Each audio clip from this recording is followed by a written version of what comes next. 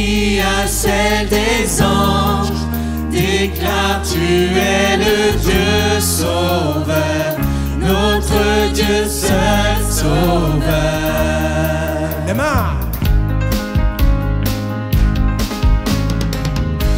Toujours invaincu, héros triomphant, puissance absolue, je t'exalte, tu es Yeshua, Dieu sauveur. Nos voix unies à celles des anges, déclare tu es le Dieu sauveur, notre Dieu seul sauveur. Ton peuple uni à tous les anges, déclare tu es le Dieu sauveur, notre Dieu seul sauveur.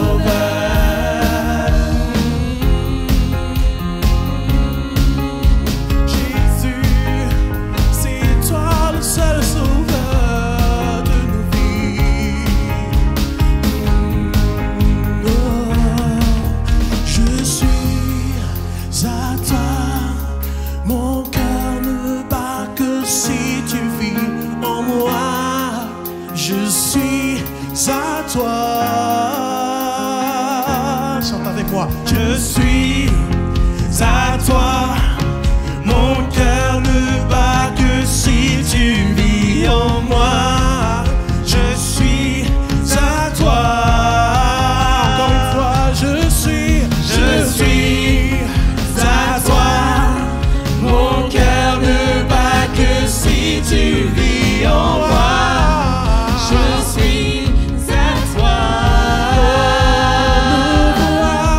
Nos voix unies à celles des anges, déclare tu es le Dieu sauveur, notre Dieu seul sauveur.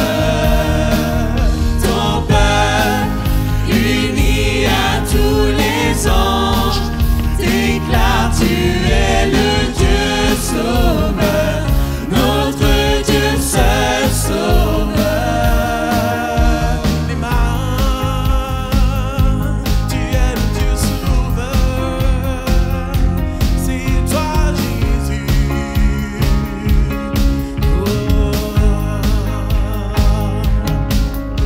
Je suis à toi. Mon cœur ne bat que si tu vis. Tu vis en moi. Je suis. Ton cœur doit battre pour Jésus-Christ. Encore une fois, je suis à toi. À toi, À toi. mon cœur ne bat que si tu vis en moi.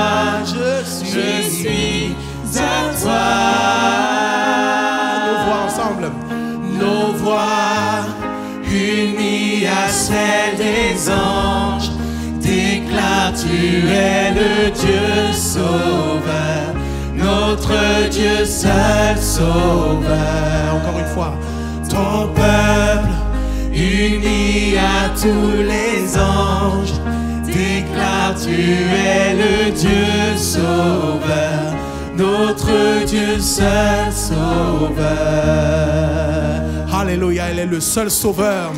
Alléluia. Il nous aime. Il nous aime d'un amour éternel. Il nous a sauvés.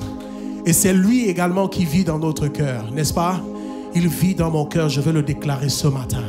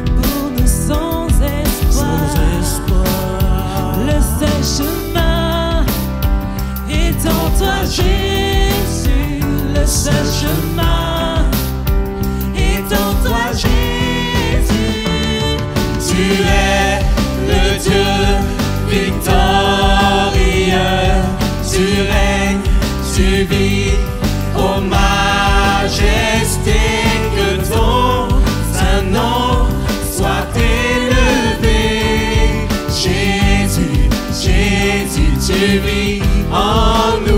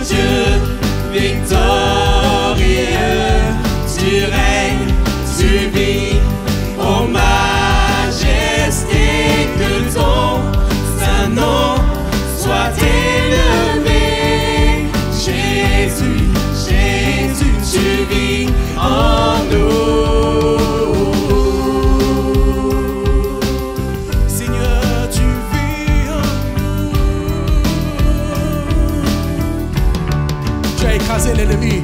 Oui, tu as écrasé l'ennemi. Nous sommes libres, nous sommes libres. Car ton amour a vaincu la mort. Tu es vainqueur, tu es vainqueur. Oui, tu as écrasé l'ennemi. Nous sommes libres.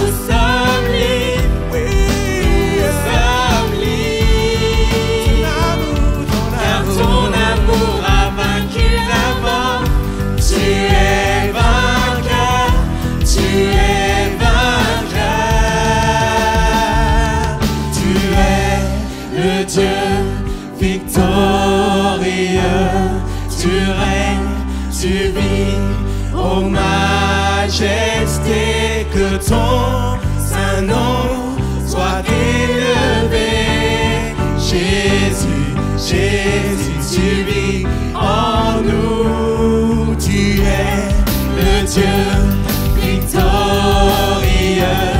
tu règnes, tu vis, ô majesté, ton amour, ton nom soit élevé.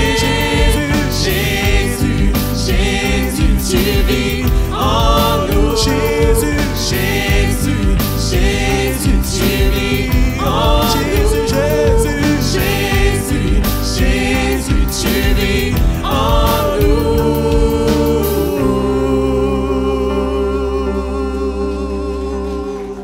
Tu vis dans nos cœurs assoiffés, nos cœurs désireux. Seigneur, tu vis dans nos cœurs. Oui, nous savons que tu y es. Seigneur, l'ennemi n'a pas de place dans nos cœurs, non. Seigneur, parce que tu as non seulement balayé notre maison, mais tu nous as libérés et tu occupes cette maison. Cette maison n'est pas vide. Cette maison est occupée par l'homme fort. Et l'homme fort, c'est toi. L'homme fort de nos vies, c'est toi. Jésus, reçoit la louange. Tu vis dans nos cœurs. Tu vis dans nos cœurs. Dès aujourd'hui, tu vis. Et encore demain, tu vis. Et après-demain, tu vis. Éternellement, tu vis. Jusqu'à ton retour. Élève ta voix, mon frère, ma soeur. Et adore celui-là qui a la première place dans ton cœur. Là maintenant, ne ferme pas ta bouche. Élève ta voix. Crie comme un seul homme, Jésus. Je t'aime de tout mon cœur. Merci pour ton amour. Merci pour ce que tu es. Merci infiniment. Merci. Alléluia. Il est Hosanna. Il est Hosanna. Nous allons chanter gloire, gloire à l'Éternel ce matin. Alléluia.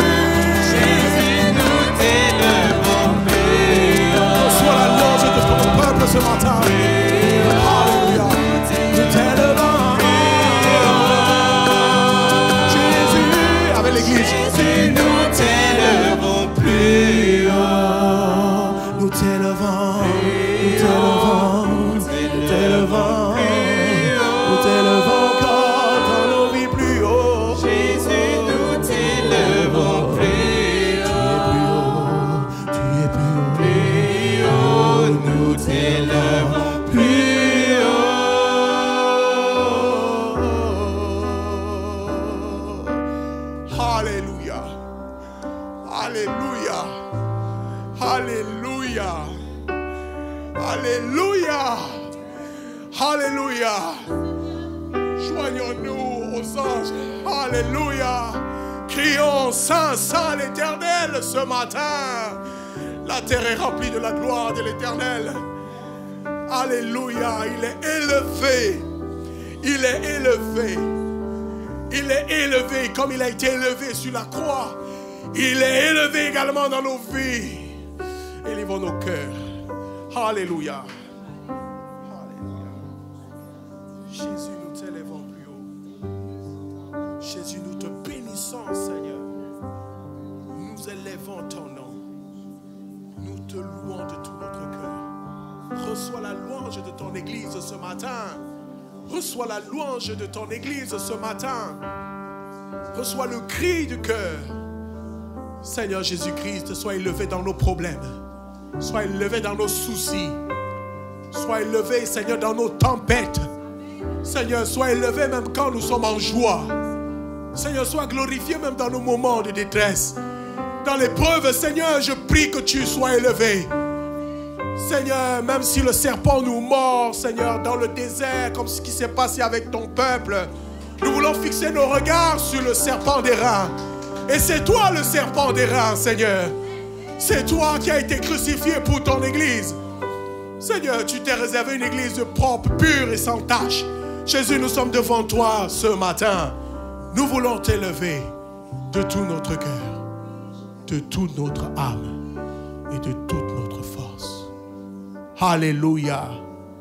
Alléluia. Alléluia. Alléluia. Notre Dieu est victorieux. Notre Dieu est victorieux. Notre Dieu est victorieux. Il a triomphé du péché. Il a triomphé du malin. Il a triomphé de la mort. Ô mort, où est ton aiguillon? Dieu, le Père, a envoyé Jésus qui a battu la mort. Pourquoi est-ce que je vais craindre? Mon frère affiche ce passage de 1 Jean 5. La Bible dit, quiconque croit que Jésus est le Christ est né de Dieu. Et quiconque aime celui qui l'a engendré, aime aussi celui qui est né de lui. Nous connaissons que nous aimons les enfants de Dieu lorsque nous aimons Dieu et que nous pratiquons ses commandements. Car l'amour de Dieu consiste à garder ses commandements. Oui, garder ses commandements. Et ces commandements ne sont pas pénibles. Parce que tout ce qui est né de Dieu triomphe du monde. Et la victoire qui triomphe du monde, c'est notre foi. Qui est celui qui a triomphé du monde, sinon celui qui croit que Jésus est le Fils de Dieu? Reviens sur le passage 4, mon frère. On va le dire ensemble. Et la victoire qui triomphe du monde, c'est notre foi. Et la victoire qui triomphe du monde, c'est notre foi. Alléluia. Jésus a triomphé de la mort, mon frère. N'aie plus peur. Jésus a triomphé de la mort. N'aie plus peur. Si on lit ce texte d'un Jean, on va voir la crainte. L'amour bannit la crainte. L'amour bannit la peur. Si tu aimes Dieu, n'aie pas peur. Jésus a triomphé. Tu te bats avec ton péché? Non, déjà, dis plus que c'est ton péché. Parce que ce n'est pas à toi. Ça appartient à Satan. Ce n'est pas pour toi. Mets-le dehors. Non, mets-le dehors. Toi, au contraire, dans ton cœur, dans ta maison, remplis-la de Christ. Si une maison est balayée, elle est juste nettoyée, toute simple, et qu'il n'y a personne qui l'habite, les anciens démons reviendront. Les anciennes tares reviendront. Et là, tu vas trembler de peur. Tu as raison d'avoir peur. Mais non, Jésus a triomphé du monde.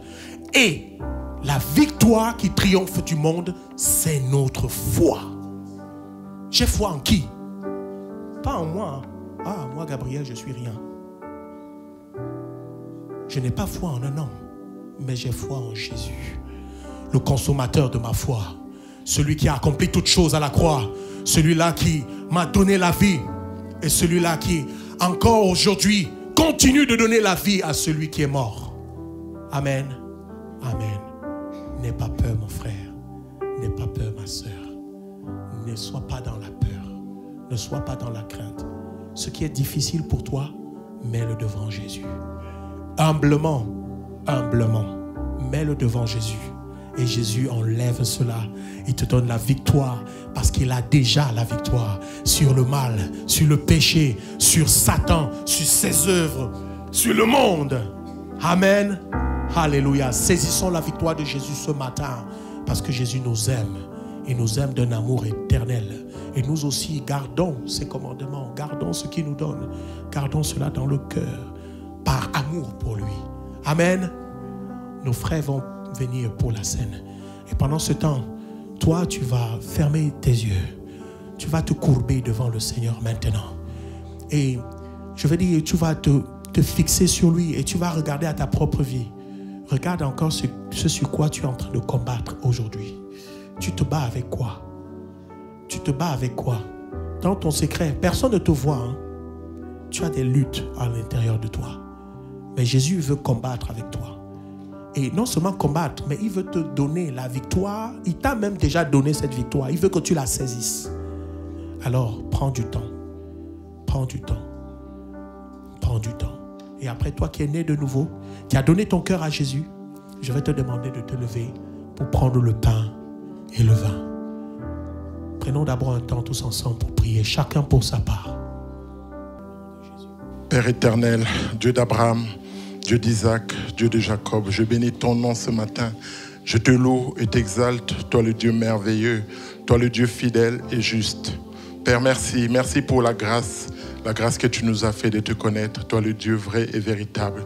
Merci pour ton amour inconditionnel envers nous. Merci pour ta grâce infinie, Seigneur. Tu as donné ta vie à la croix des Golgotha. Tu t'es fait homme, Seigneur. Tu as enduré des souffrances terribles à la croix pour que nos péchés nous soient pardonnés, pour que nous ayons la vie éternelle en Jésus-Christ. Je bénis ton saint nom, je te loue ce matin, toi le pain descendu du ciel, le pain de Dieu, Jésus-Christ de Nazareth, toi qui as donné ta vie à la croix, toi qui as dit à la croix des Golgotha, tout est accompli. Tu as donné ta vie pour nous. Et le troisième jour, tu es revenu à la vie. Tu as vaincu la mort. Tu es monté au ciel. Tu es assis à la droite du Dieu Tout-Puissant. Et tu intercèdes pour nos vies. Hosanna, toi le Fils de David. Hosanna, toi le Dieu merveilleux. Le Dieu qui nous aime d'un amour inconditionnel. Tu nous as aimés le premier, Seigneur. Tu as donné ta vie pour nous. Ce matin, Seigneur, nous voulons t'exalter, te louer, te rendre grâce parce que tu es bon, infiniment bon pour nous, pour nos vies, Seigneur. Tous les matins, tu nous fais grâce, Père. Tu renouvelles en nous le souffle de vie. Tu nous donnes notre pain quotidien. Tu marches avec nous. Tu éclaires nos chemins, nos vies, Seigneur, parce que tu es l'étoile. Tu es la lumière du monde et l'étoile brillante du matin. Tu es celui qui brille tous les matins dans nos vies, Seigneur. Ce matin, nous voulons être dignes de nous approcher de toi, Père. Pendant que nous allons prendre ce pain et cette boisson qui symbolise ton sacrifice à la croix, Seigneur, je viens humblement demander pardon. Pardonne-nous, Seigneur.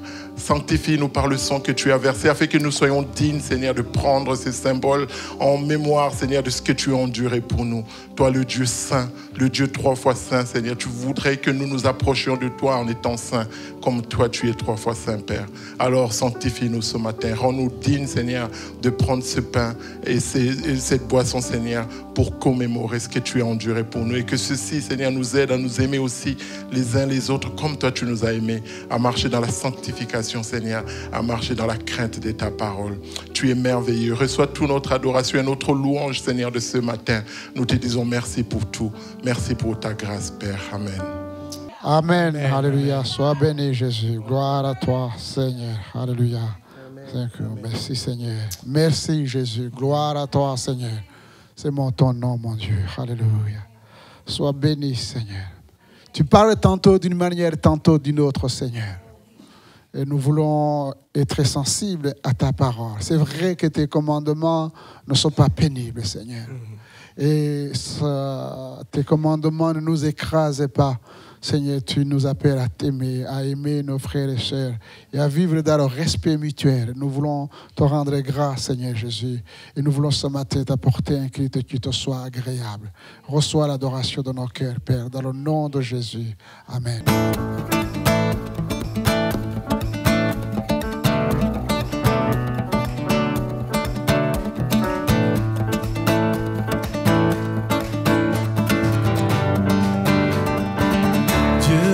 Faire encore, Dieu va faire encore, Dieu va faire encore, Dieu va faire encore, Dieu va faire encore, Dieu va faire encore, Dieu va faire encore, Dieu va faire encore, Dieu va faire encore, Dieu va faire encore, Dieu va faire encore, alléluia. Il guérit les maladies, ressuscite les morts. Il est puissant pour sauver, il ne change pas. Dieu va faire des miracles, des miracles. Dieu va faire encore, alléluia, alléluia. Il guérit les maladies, ressuscite les morts. Il est puissant pour sauver, il ne change pas. Dieu va faire des miracles, des miracles, Dieu va faire encore. Dieu va me bénir, Dieu va me bénir, Dieu va me bénir, Dieu va me bénir, Dieu va me guérir, Dieu va me guérir, Dieu va faire encore. Dieu va me parler, Dieu va me parler, Dieu va me toucher, Dieu va me toucher, Dieu va m'élever. Dieu va faire encore, alléluia. il guérit les maladies, ressuscite les morts. Il est puissant pour sauver, il ne change pas. Dieu va faire des miracles, des miracles. Dieu va faire Encore une fois, alléluia. Alléluia. Il guérit les maladies, ressuscite les morts. Il est puissant pour sauver, il ne change pas. Dieu va faire des miracles, des miracles. Dieu va faire encore. Quand je vois les bontés de mon Dieu briller sur le toit de ma maison, mon âme bénit le Seigneur. Quand je vois les merveilles de mon Dieu briller sur le toit de ma maison, mon âme bénit le Seigneur. Quand je vois les bontés de mon Dieu briller sur le toit de ma maison, mon âme bénit le Seigneur. quand je vois Les merveilles de mon les Dieu merveilles de mon Dieu briller sur le toit de ma maison, briller sur le toit. mon âme bénit le Seigneur. Oui,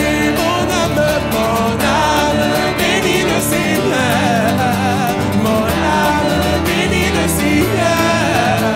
Mon âme bénit le Seigneur. Mon âme bénit le Seigneur. Oui, mon âme bénit le Seigneur. Mon âme bénit le Seigneur. Mon âme bénit le Seigneur. Mon âme bénit le Seigneur. Alléluia. Il guérit les maladies, ressuscite les morts. Il est puissant pour sauver, il ne change pas. Dieu va faire des miracles, des miracles. Dieu va Encore une fois, alléluia. Alléluia. Il guérit les maladies, ressuscite les morts. Il est puissant pour sauver, il ne change pas. Dieu va faire des miracles, des miracles. Dieu va faire. Alléluia, Alléluia. Il guérit les maladies, ressuscite les morts. Il est puissant pour sauver, il ne change pas. Dieu va faire des miracles, des miracles. Dieu va faire encore.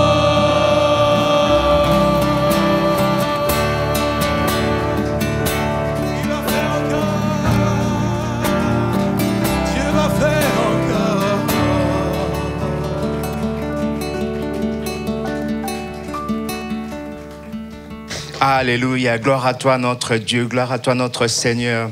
Oui Seigneur, tu es digne des louanges, Seigneur, tu es digne d'être adoré Seigneur, parce que tu es un Dieu bon, tu es un Dieu fidèle Seigneur. Oui Seigneur, nous avons chanté ta bonté et les bénéficiaires de ta bonté, c'est nous Seigneur. Chaque jour nous voyons ta bonté dans nos vies Seigneur, nous voyons ton amour, nous voyons ta fidélité, Seigneur. Merci parce que c'est toi qui pourvois, Seigneur. Tu es un Dieu qui guérit, Seigneur. Seigneur, tu es un Dieu qui pardonne. Tu es un Dieu qui donne de l'espoir, Seigneur. Oh, Seigneur, sois loué, Seigneur. Sois glorifié encore, Seigneur. Seigneur, nous voulons aussi te louer, Seigneur, à travers ces offrandes, Seigneur. Merci, Seigneur, de bénir ce que nous avons mis humblement à côté, Seigneur, pour ton œuvre, Seigneur. Bénis aussi les personnes qui en ont la charge, Seigneur.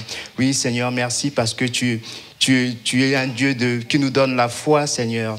Et cette foi, Seigneur, vient de ta parole, Seigneur, que nous allons recevoir encore ce matin. Alors, Seigneur, je prie vraiment que tu puisses disposer nos cœurs, Seigneur, à recevoir ce que tu as à dire ce matin à travers ton serviteur, Seigneur. Béni sois-tu notre Dieu. Amen.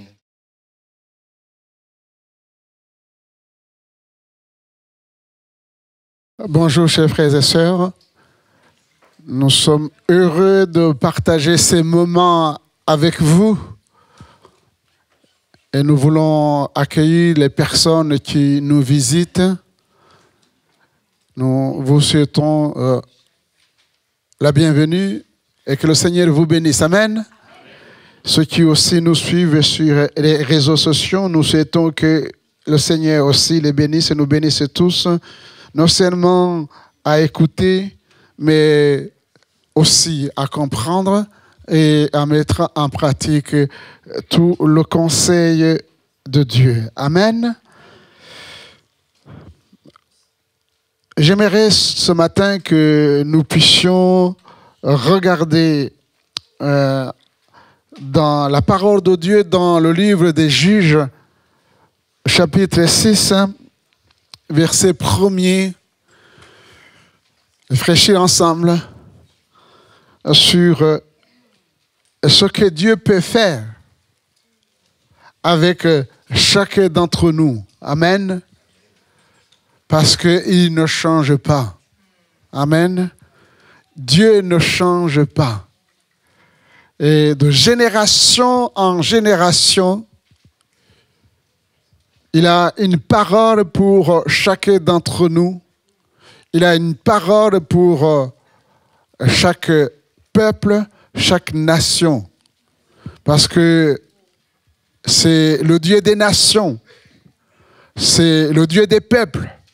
C'est le Dieu qui désire se révéler à tous et à chacun. Dans le livre de Juges, chapitre 1er, les enfants d'Israël firent ce qui déplaît à l'Éternel, et l'Éternel les livra entre les mains de Madian pendant 7 ans. La main de Madian fut puissante contre Israël. Pour échapper à Madian, les enfants d'Israël se retiraient dans les ravins des montagnes, dans les cavernes et sur les rochers fortifiés. Quand Israël avait semé, Madian montait avec Amalek et les fils de l'Orient et il marchait contre lui. Il campait en face de lui, détruisait les productions du pays jusque vers Gaza. Il ne laissait en Israël ni vivre, ni brebis, ni bœufs, ni ânes. Car ils montaient avec leurs troupeaux et leurs tentes. Ils arrivaient comme une multitude de sauterelles. Ils étaient innombrables, eux et leurs chameaux. Et ils venaient dans le pays pour le ravager. Israël fut très malheureux à cause de Madian et les enfants d'Israël crièrent à l'Éternel. Lorsque les enfants d'Israël criaient à l'Éternel au sujet de Madian, l'Éternel envoya un prophète aux enfants d'Israël, il leur dit, « Ainsi parle l'Éternel, le Dieu d'Israël. Je vous ai fait monter d'Égypte et je vous ai fait sortir de la maison de servitude. Je vous ai délivré de la main des Égyptiens et de la main de tous ceux qui vous opprimaient. je les ai chassés devant vous et je vous ai donné leur pays. Je vous ai dit, je suis l'Éternel, votre Dieu. Vous ne craindrez point les dieux des Amoréens dans le pays desquels vous habitez. Mais vous n'avez point écouté ma voix. Puis vint l'ange de l'Éternel et il s'assit sous le terrain bête de Phra, qui appartenait à Joas de la famille d'Abiézer. Gédéon, son fils, battait du froment au pressoir pour le mettre à l'abri de Madian. L'ange de l'Éternel lui apparut et lui dit, « L'Éternel est avec toi, vaillant héros. » Gédéon lui dit, « Ah, mon Seigneur, si l'Éternel est avec nous, pourquoi toutes ces choses nous sont-elles arrivées? Et où sont tous ces prodiges que nos pères nous racontent quand ils disent, l'Éternel ne nous a-t-il pas fait monter hors d'Égypte maintenant? L'Éternel nous abandonne et nous livre entre les mains de Madian. L'Éternel se tourna vers lui et dit, va avec cette force que tu as et délivre Israël de la main de Madian. N'est-ce pas moi qui t'envoie? Amen.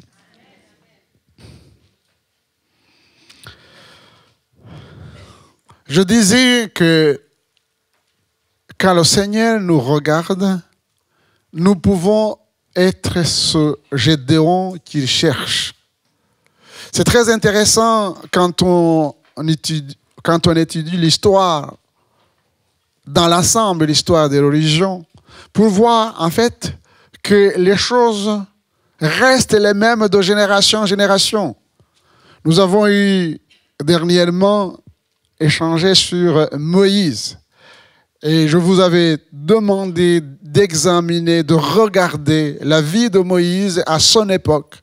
Et c'est la même chose que nous allons faire, tout en ayant à l'esprit, chers frères et sœurs, la situation actuelle, pour voir est-ce que les choses ont changé.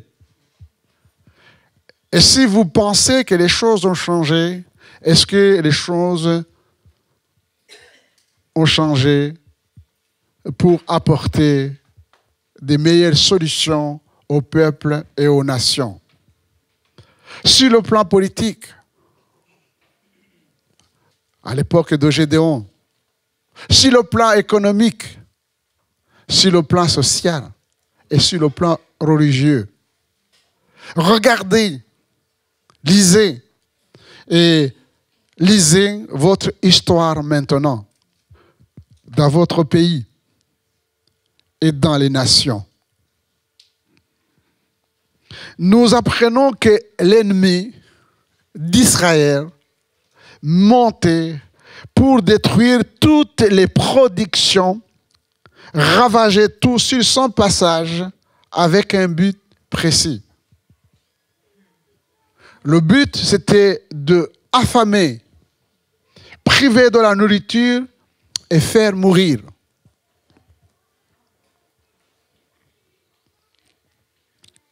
Ça, c'est le plan. Qu'est-ce qui se passe autour de nous? Et quand nous étudions ce qui se passe autour de nous, quand nous regardons ce qui se passe de nous, c'est pour que nous puissions nous interroger qu'est-ce qui se passe dans l'Église de Dieu? Qu'est-ce qui se passe dans les cœurs, dans les foyers chrétiens? Est-ce qu'il y a une différence entre le monde et l'Église? Nous ne pouvons pas nous permettre d'apporter un jugement sur les nations, sur le fonctionnement du monde, si nous ne sommes pas capables de voir clairement si nous fonctionnons mieux que ces personnes. Puisque nous prétendons ou nous affirmons avec raison que nous portons l'évangile parole de Dieu, capable de changer, de transformer. Israël avait un ennemi qui utilisait les nations, les peuples, qui s'opposait à lui, qui s'oppose toujours à lui et qui s'oppose à l'Église et qui monte pour ravager. Et sur le plan personnel, voyez-vous, chers frères et sœurs, regardons à Gédéon. sur le plan personnel. Gédéon, il est là, au milieu de ce chaos. Il est perdu. Il ne comprend pas ce qui se passe. Il ne comprend pas ce qui se passe.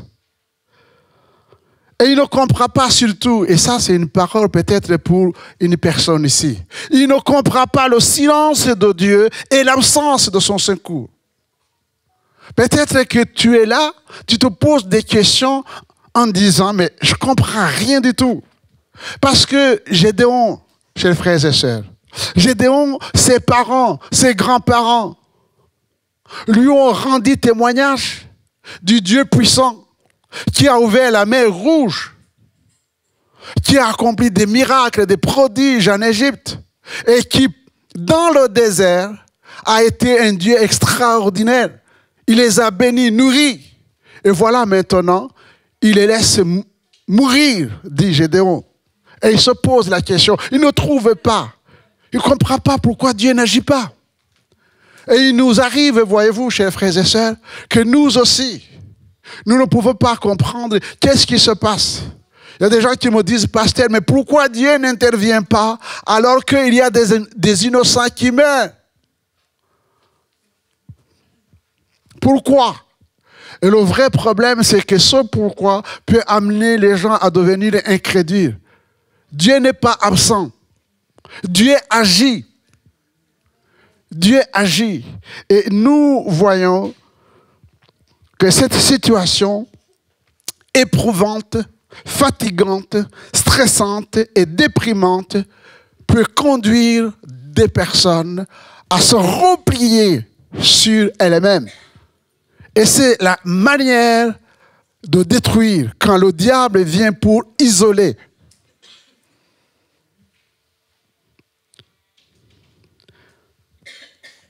Israël était incapable de se défendre pour rester en vie. Il fallait fuir, se cacher. Et la Bible dit, Israël fut très malheureux. Dans quel état tu es? Vous pensez que nous sommes créés pour être malheureux? L'évangile, c'est l'évangile qui apporte la paix, qui apporte la joie, même à travers les difficultés. Si nous sommes les plus malheureux du monde, alors notre foi est vaine. Je dis bien, chers frères et sœurs, si nous sommes les plus malheureux du monde, ça veut dire que nous n'avons pas d'avenir, notre foi est vaine. Et ce n'est pas l'enseignement biblique. Ce n'est pas l'enseignement biblique.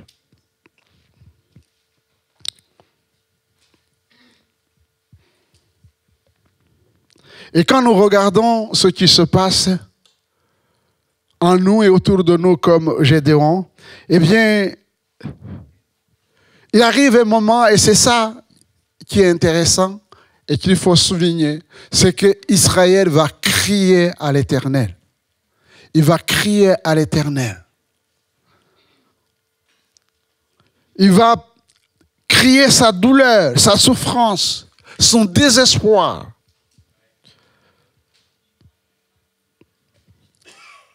C'est bien de partager notre souffrance, notre situation difficile avec un frère, avec une sœur. Mais à ce niveau, nous sommes limités. Même le conseil des amis restera toujours un conseil humain. Mais quand nous nous tournons vers Dieu, quand nous crions, comme dit la parole de Dieu, quand un malheureux crie, l'Éternel entend et il le sauve, le délivre de toutes ses détresses. Amen. L'homme ne peut pas nous délivrer, mais Dieu, lui, il entend et il agit. Et c'est ça la foi dans la parole de Dieu. Et l'Éternel va intervenir, il va donner la réponse en deux parties. La première chose, il va intervenir pour clarifier la situation, pour qu'il n'y ait pas de confusion dans les cœurs. Qu'est-ce qui se passe dans le monde? Qu'est-ce qui se passe autour de nous? Qui est responsable? Parce qu'il y a toujours les responsables. Eh bien, ici, l'Éternel va envoyer un prophète. Et le prophète va commencer à énumérer les bienfaits que Dieu a fait.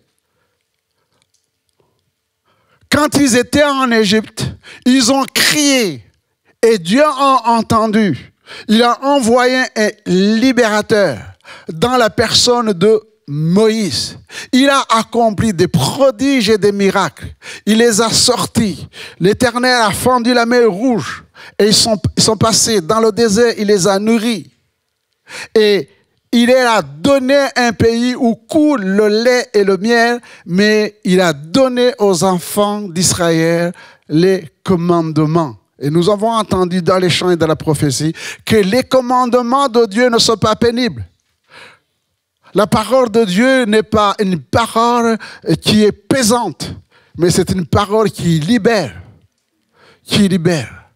Et le Seigneur dit, c'est vous. Il qualifie Israël de fidèles. Des fidèles. Parce qu'ils n'ont pas respecté la parole de Dieu, alors les choses qu'ils sont en train de vivre lui sont tombées dessus. On récolte ce qu'on sème. Et c'est une évidence. C'est une évidence.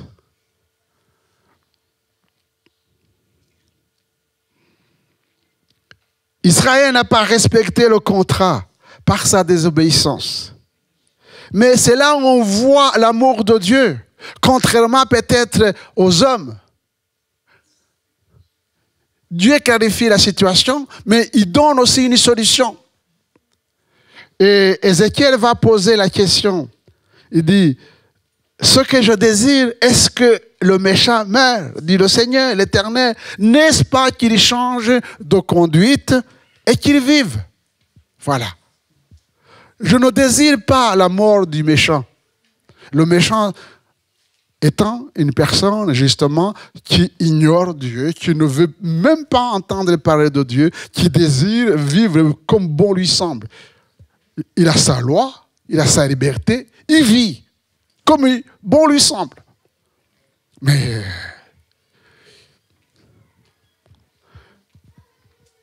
cette liberté, cette vie produit la mort.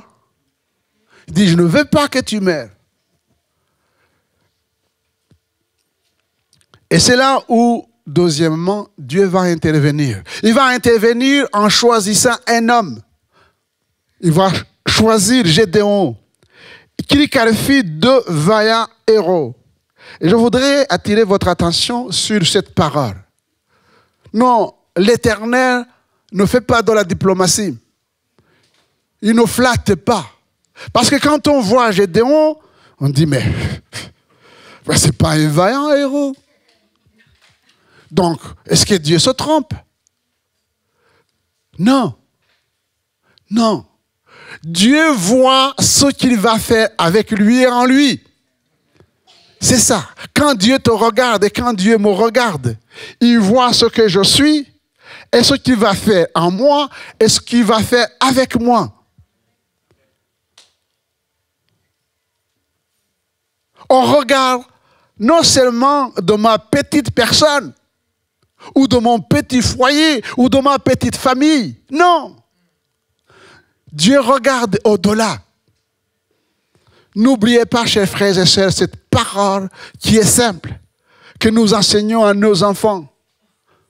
Car Dieu a tant aimé le monde qu'il a donné son Fils unique, afin que quiconque croit en lui ne périsse point. Le Seigneur ne désire pas que le monde vive dans la perdition, mais croit et soit sauvé, parvienne à la connaissance de Dieu, à la connaissance de la vérité, parce que Jésus est la vérité.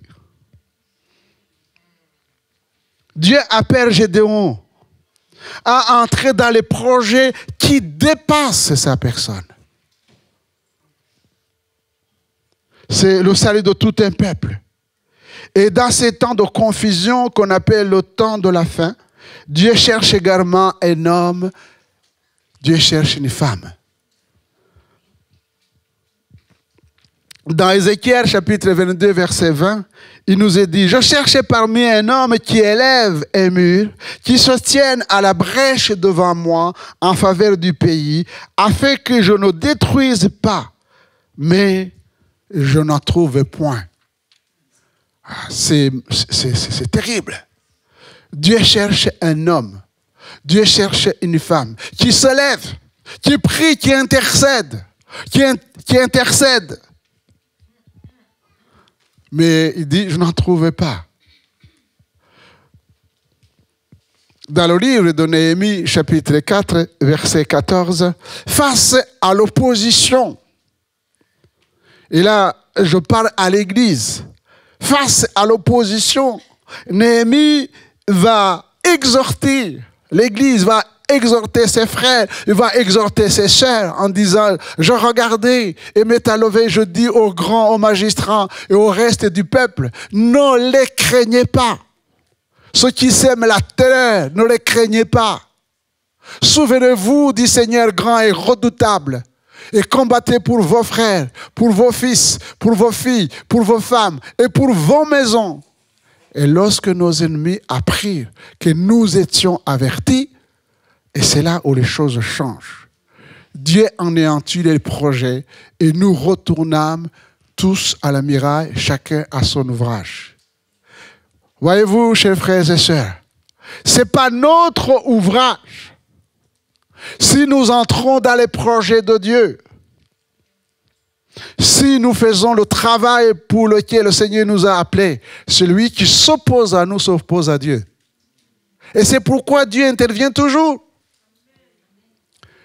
Il intervient pour anéantir les projets des méchants qui ne s'opposent pas à nous. Nous ne sommes rien, mais à lui. En lui. À son œuvre. L'Église a traversé les siècles. L'Église a traversé les siècles. Il y a même des personnes qui ont déchiré la Bible et qui ont même brûlé la Bible. Mais aujourd'hui, quand vous brûlez la Bible, c'est comme si vous semez. Il y a des millions d'hommes et de femmes dans le monde entier qui glorifient le Seigneur Jésus, qui lisent la Bible, qui lisent la parole de Dieu. Personne ne peut détruire la parole de Dieu. Personne ne peut empêcher Jésus d'accomplir son plan et son projet. Mais est-ce que nous sommes conscients, quand nous sommes dans nos propres personnes, avec nos problèmes, c'est comme si nous sommes orphelins. Et pourtant, nous ne sommes pas orphelins. Nous avons un Dieu qui nous aime et qui a témoigné son amour en donnant son Fils Jésus-Christ. Et nous l'avons chanté, entendu. Il a vaincu la mort. Il est ressuscité. Il est vivant. Plaise à Dieu qu'il puisse vivre en moi, en toi.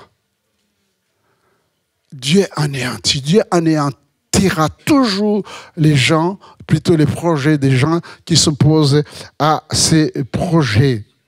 Et Néhémie, l'homme de Dieu que vous êtes, la femme de Dieu que vous êtes, eh bien, face à l'opposition, vous devez vous réveiller, vous lever et dire, levons-nous, continuons, construisons, bâtissons, parce que Dieu est de notre côté. Amen, Dieu est de notre côté. Est-ce que vous entendez l'appel de Dieu? Qui va se lever et répondre à l'appel de Dieu? Il faut que la lumière remplace les ténèbres. Ce n'est pas un slogan que le Seigneur nous a donné en disant « Vous êtes la lumière du monde, vous êtes le cerf de la terre ». C'est ce qui s'est passé, voyez-vous, chers frères et sœurs. Et je vais pour l'exemple de Saul de Tarse dans Actes chapitre 26, verset 17. Il nous est dit, et c'est le Seigneur qui le dit, comme Gédéon. Il dit, je t'ai choisi du milieu de ce peuple et du milieu des païens vers qui je t'envoie, afin que tu leur ouvres les yeux, pour qu'il passe des ténèbres à la lumière et de la puissance de Satan à Dieu, pour qu'il reçoive par la foi en moi le pardon des péchés et l'héritage avec les sanctifiés. Laissez les versets. Je t'ai choisi. Amen. Vous ne vous êtes pas choisi. C'est Dieu qui vous a choisi. Il nous a choisis. C'est une grâce. Mais il nous a choisis pas que nous soyons des électrons libres. Il nous a choisis et il nous a établis en lui. C'est très intéressant. Dieu ne vous demande pas d'inventer un message. Dieu ne vous demande pas de dire, mais qu'est-ce que je vais dire aux gens? Ne tordez pas la parole de Dieu. Le message que le Seigneur va confier à Saul de Tarse, c'est très simple à comprendre. Saul de Tarse était un homme violent, un criminel. Et Dieu va l'arrêter. Il va l'arrêter comment? Pas une lumière.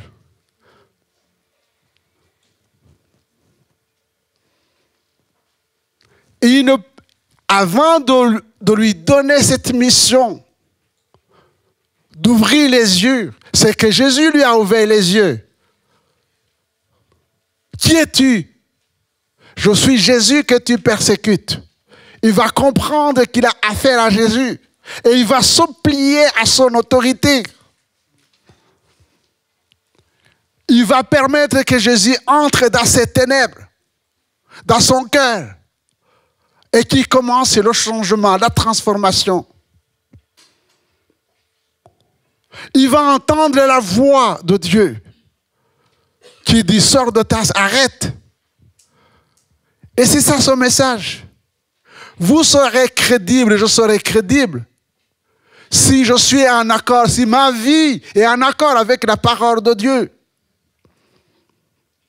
C'est pourquoi, voyez-vous, chers frères et sœurs, nous devrions prendre le temps de réfléchir sur notre propre vie. D'abord sur notre propre vie, jeûner, prier. Parce qu'il y a des chrétiens qui sont très bien ici à l'église. Ils chantent, mais après, ils sont violents. Une violence inouïe. En parole, en action. Ça doit s'arrêter, ça. Parce que nous ne serons pas crédibles. Nous devons crier à Dieu. Saul de Tarse a été changé, transformé. Il était violent, certes. Mais quand Jésus est entré dans sa vie, qu'est-ce qui s'est passé? Il y a eu un changement. Il y a une transformation. Les chaînes sont tombées. Les liens ont été brisés. Il est devenu une nouvelle créature. Il a reçu le pardon de ses péchés. Il a reçu le Saint-Esprit. Et il est passé donc des ténèbres à la lumière, de l'emprise de Satan à Dieu.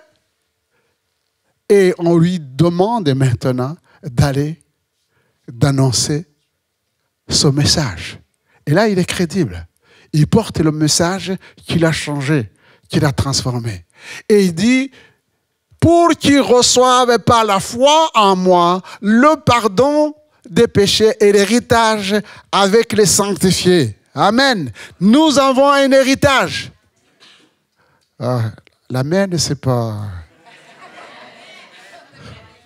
Mais si je vous disais que vous avez gagné l'auto plus des millions, vous allez crier beaucoup.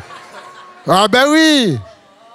Ah non, non. Mais je vous parle de l'héritage d'en haut et vous n'êtes pas content.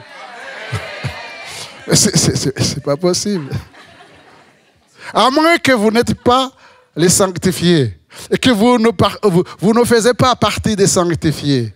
Qu'est-ce qui est sanctifié? Mais vous avez été lavés, mais vous avez été purifiés, mais vous avez été sanctifiés, mais vous avez été glorifiés en Jésus-Christ. Donc nous faisons partie des sanctifiés. Et nous avons un héritage.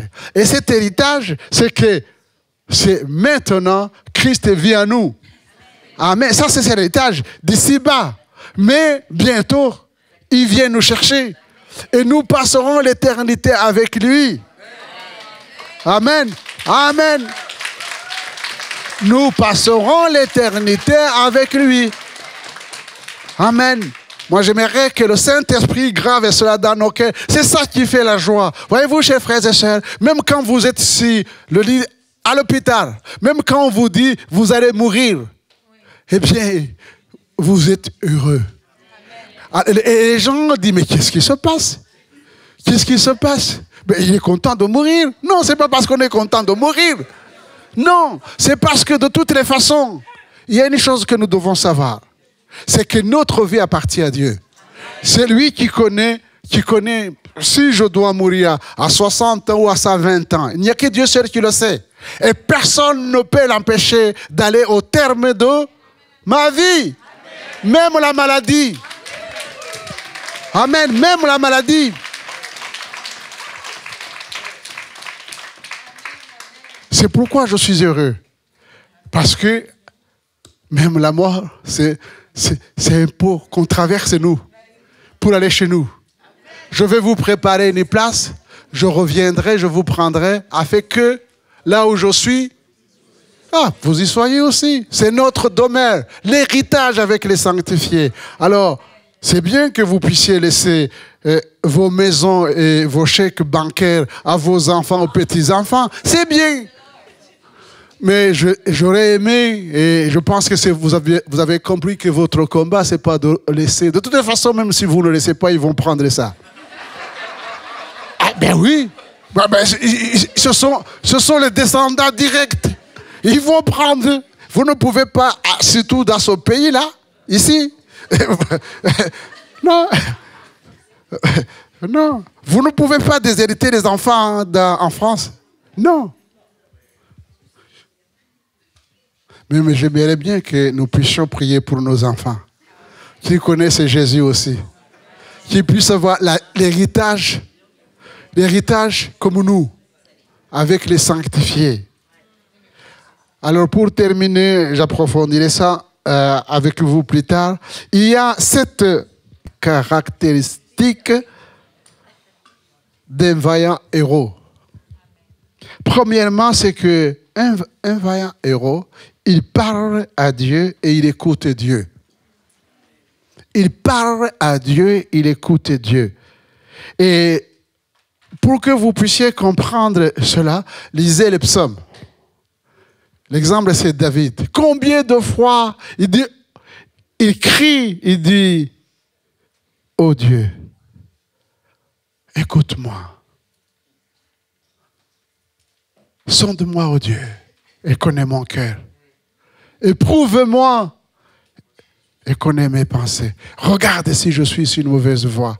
Et si vous lisez le psaume 32, verset 5, s'il te plaît, il dit ceci, je t'ai fait connaître mon péché, je n'ai pas caché mon iniquité, j'ai dit, j'avouerai mes transgressions à l'Éternel. Là, il parle à Dieu. Dans les psaumes, il parle à Dieu. Et voici, il reçoit la réponse de Dieu, et tu as effacé la peine de mon péché.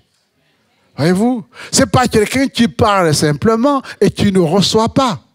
Il parle à Dieu, Dieu lui parle.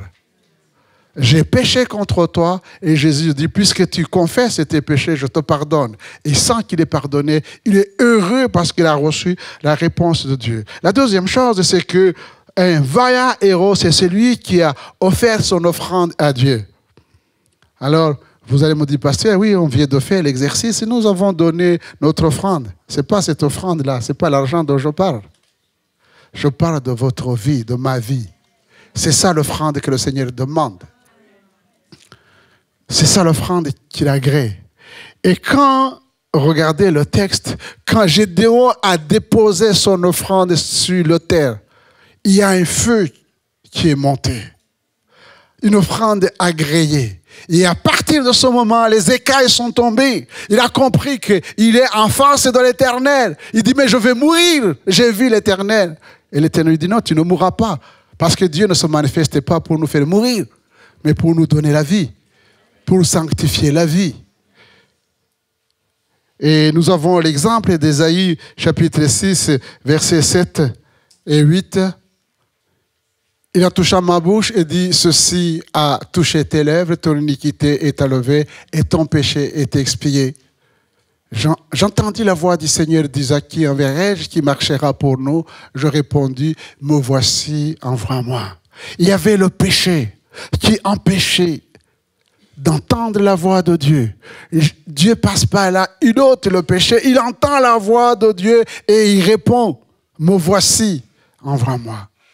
Il y a certaines choses qui nous empêchent d'entrer dans les plans de Dieu, dans les projets de Dieu.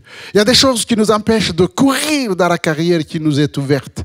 Et ces choses doivent tomber. Et à partir de ce moment, on est libéré et le Seigneur peut réellement nous utiliser. Et pour terminer, les autres on les verra plus tard, eh bien, un vaillant héros entre dans une vie de sanctification en détruisant les idoles, les addictions de tout genre. Rempli de l'Esprit de Dieu, il marche selon l'Esprit et renverse les forteresses. Voyez-vous, il y a des peurs qui nous empêchent d'obéir. Qu'est-ce que les gens vont penser de moi? Et on le voit souvent dans les familles musulmanes, quand quelqu'un reçoit le Seigneur Jésus, il a peur de la réaction de sa famille, parce qu'ils sont capables peut-être même de tuer la personne. Et quand vous regardez ici dans le texte, Gédéon savait très bien qu'il y avait l'autel de l'idole, Baal, dans sa maison, dans la maison familiale. Pendant des années, il voyait cela. Mais il était incapable de comprendre pourquoi son père a érigé un tel monument à la gloire de Baal. Et l'Éternel lui dit, mais tu vas et tu vas détruire cet autel-là.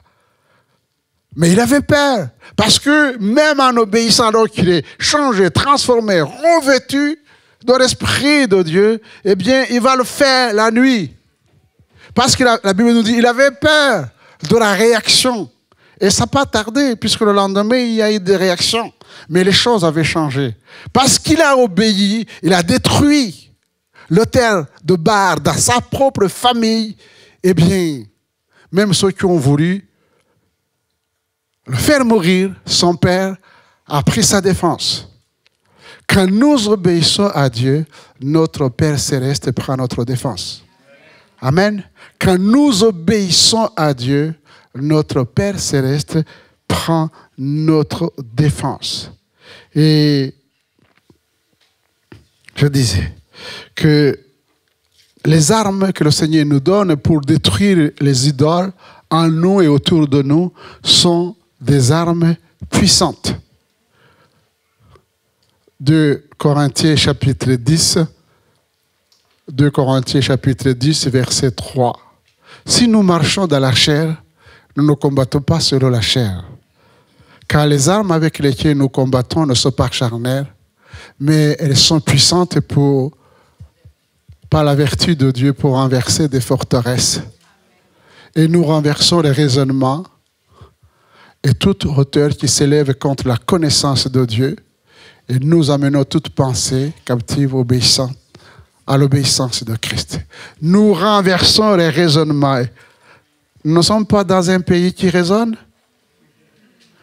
Les cartésiens, les philosophes, tous ces gens-là, il dit, par l'action de l'Esprit de Dieu, nous pouvons renverser toutes ces forteresses qui empêchent les hommes de connaître Dieu et d'obéir à Dieu. C'est le rôle de l'Église, c'est votre rôle, c'est ce que Dieu nous appelle à faire. Et si nous obéissons à la lumière de Gédéon, eh bien,